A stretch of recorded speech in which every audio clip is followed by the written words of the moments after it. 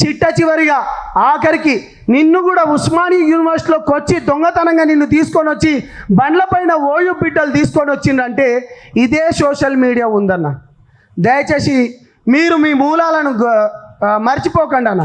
3 రంగుల జెండా బట్టి సింగమోలే కదిలి నాడు అనుకుంటే మీ పాటలు బాగున్నాయి అన్న, మీ ఎలివేషన్స్ చాలా బాగున్నాయి. ఎందుకన్నా మీరు ఇది సర్పంచ్ ఎలక్షన్స్ పోతలేరు? ఎందుకు సర్పంచ్ ఎలక్షన్లకు పోతలేరు? దాని తర్వాత కార్పొరేట్ ఎన్నికలు ఎందుకన్నా? నిజంగా నేను ఒక గిరిజన బిడ్డగా ఇక్కడ మ్యాక్సిమం ఎస్సీ ఎస్టీ బీసీ బిడ్డలు ఉన్నారు కాబట్టి, ఓసీ బిడ్డలు అందరూ నా మిత్రులే. జీవో 29 అని తీసుకొచ్చి ఎవడి గొంతు పైన అన్నా, మా గొంతు పైన నువ్వు కత్తి ఎట్లా పెట్టినావన్నా? మా బిడ్డలకు రావాల్సిన ఉద్యోగాలు ఎక్కడికి పోయినా? నేను ఎప్పుడు మాట్లాడలే. చాలా సందర్భంలో మాట్లాడదాం 2 సంవత్సరాలు ఫస్ట్ ఈ గవర్నమెంట్కు కొంచెం సమయం ఇద్దామని జనసేన తరపు నుంచి నేను ఎప్పుడు మాట్లాడలే అన్న. ఇప్పుడు మాట్లాడాలన్నా.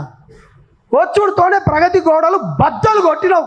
జస్ పేదోనికి, బడుగు బలహీన వర్గాలకు, అణగారిన వర్గాలకు, అణచబడిన వర్గాలకు, లేకపోతే కింది స్థాయి వర్గాలకు అనుకుంటూ చెప్పి కంచెలు తీసినావు. ఒక్కొక్క అప్లికేషన్ తీసుకున్నావు, లక్షల అప్లికేషన్ తీసుకొచ్చినావు.